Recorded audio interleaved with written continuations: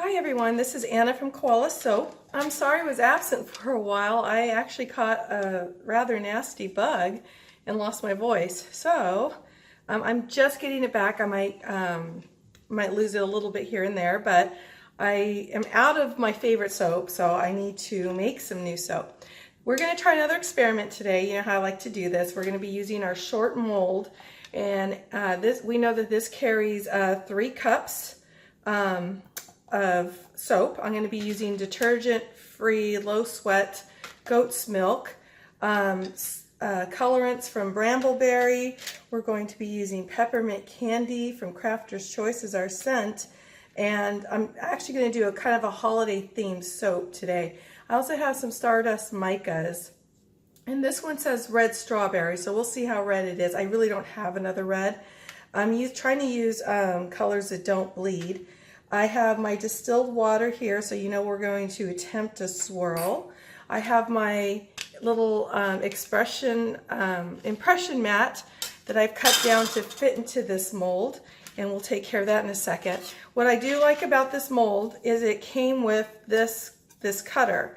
I really don't use this to cut the soap because I have another one. However, what I like about it is it fits perfectly in here, and I'm going to try to use it as a divider.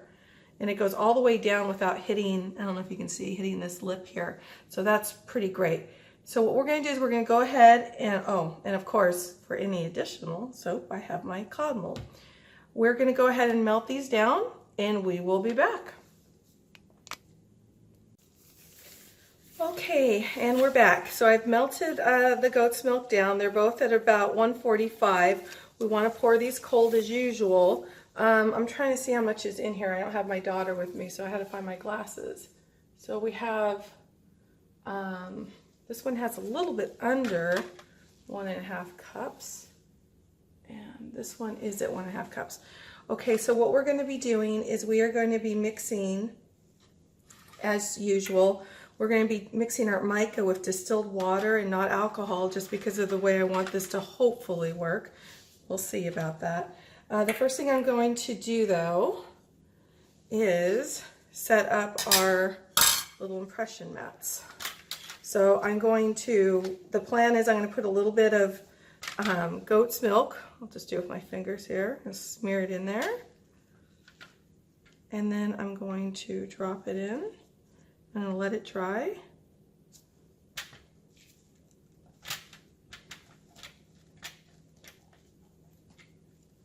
Just like that. Make sure it's all the way down. And then I'm going to do it with this one. Get all the edges there. I'm gonna let that one sit in. And I will let it dry. We'll have that nicely set up. All right, I'm going to change this glove. Okay, so I've added my fragrance in, and like I said, I used the peppermint candy, so I'm letting that always cools it down a little bit more. It's already at 138 when I poured it in, so it should be fine. I'm going to go ahead and start mixing the micas. Actually, let me see what these are at now. So 130. So my goal is to pour when they're in their 1-teens. I'm going to put, I don't know if you can see that, but I'm going to put a couple droppers full.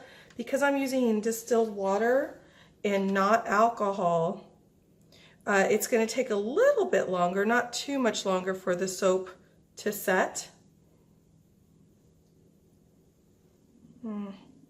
Okay, there we go.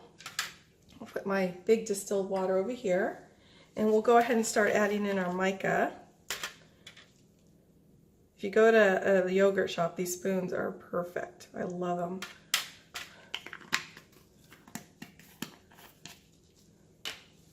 And then I have aqua pearl mica. It's a little bit of a green.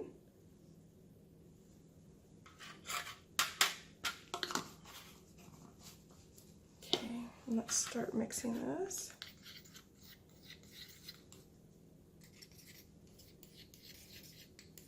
I like to use oxides just because, especially with these darker colors, I don't want it to run. in the soap after it's done, so I find the oxides are the best for this.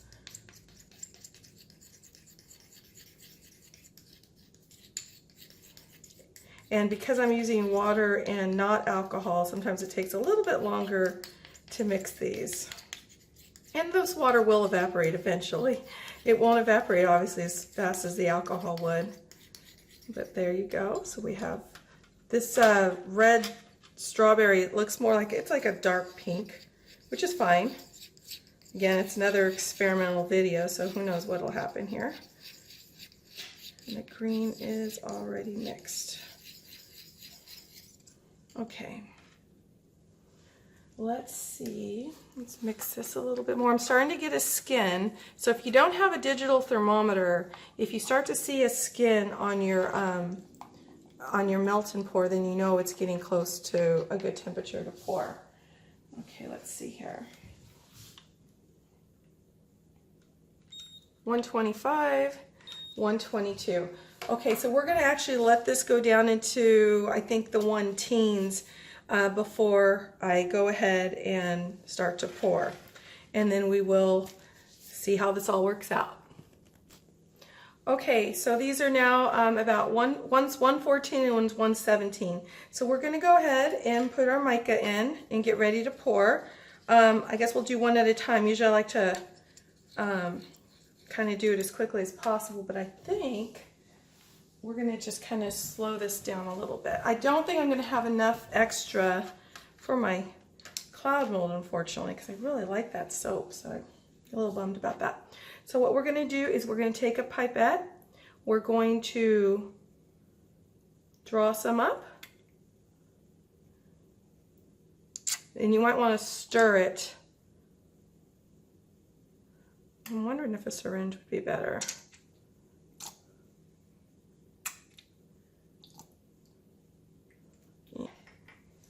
And then we're going to use our flat coil, one and done there. And then we're going to just use it, move this one out of the way. We're going to pour it into half.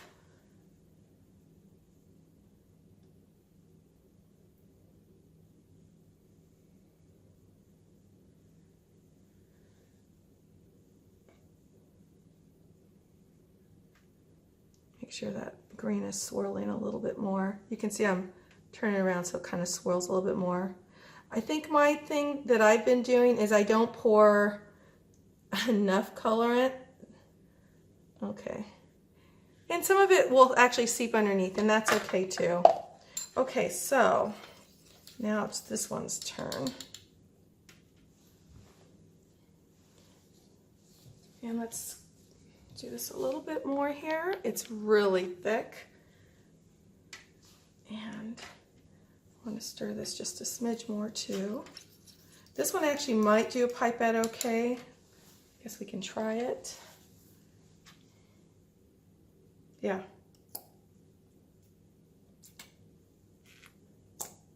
All right, good. We got it all in there. Now, let me see if I don't want to move that too much. We're going to do one down and up. You can see that little swirl going on in there. And now we're going to move this slightly. Pour as high as you can. Oops, back and forth.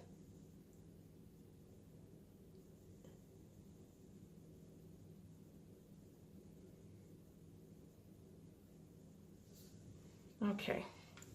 So now what I want to do, I'm not going to squirt it with alcohol yet. I'm going to see how hot it is though.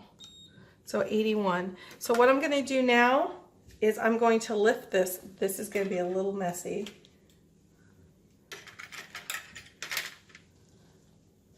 I'm going to lift this up, straight up.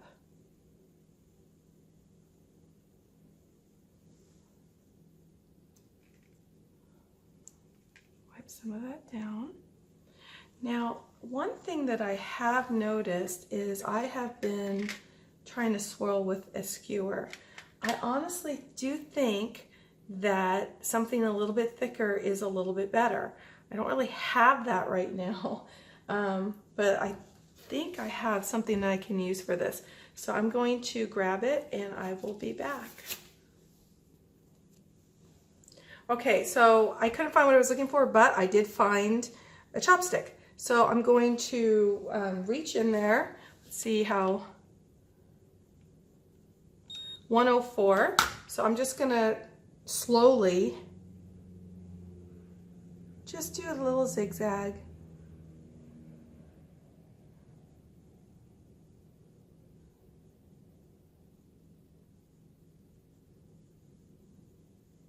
Okay. Okay, now we will play the waiting game.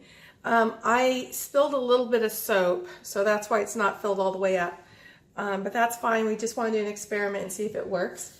And as usual, let me see where this is now. 104, I am going to use the alcohol to get rid of bubbles. And of course I'm going to use a little bit of glitter, bio glitter.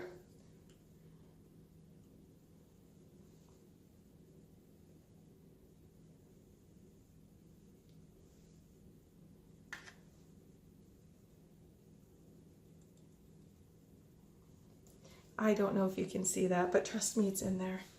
And I didn't lose my voice. I'm awesome. This is great because I would have lost my voice sooner had this been yesterday. Okay, we are going to let this set and we will come back for the cut. Okay, and we're back. So I wanted to tell you, these molds, it can be hard to unmold because they are so much smaller. It's not like the other molds. Plus you have this silicone on the side that's kind of glued in there holding the soap in. So I kind of wanted to show you how I do it. What I do is I hold the soap upside down and I just push from the top and I just kind of keep pushing and push it all the way down.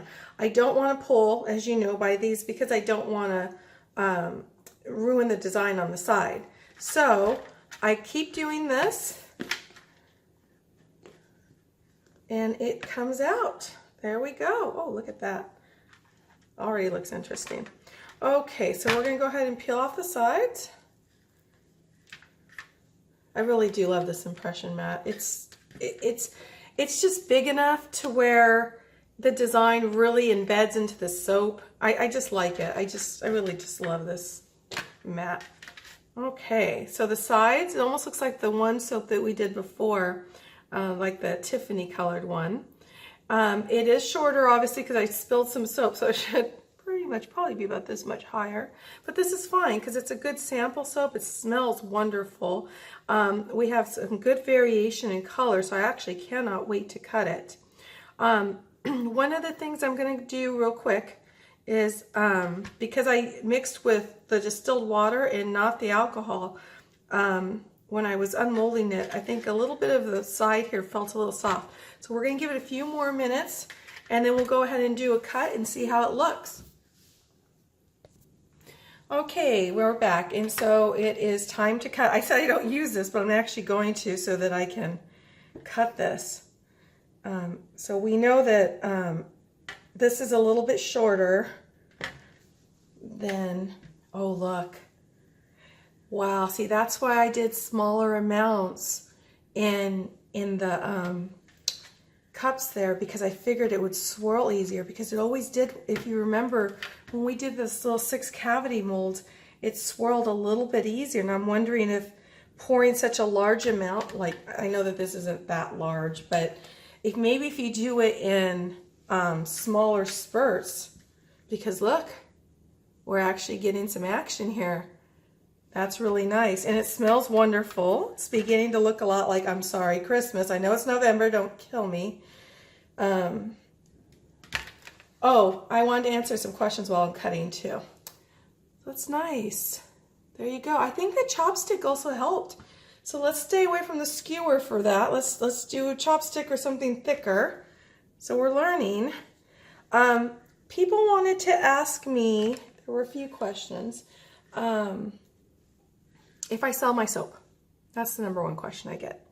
I don't, and it's not that I don't want to, it's just that I'm always coming up with these ideas and I'm just you know, trying to figure out new ways to make soaps. And I'm kind of a perfectionist. If it doesn't look perfect, then I don't really think anyone would really even want it. But I'm surprised because at work, if I don't work for a few days, everyone's like waiting for me to come back so they can get soap, and they send it to their parents. It seems to be very popular.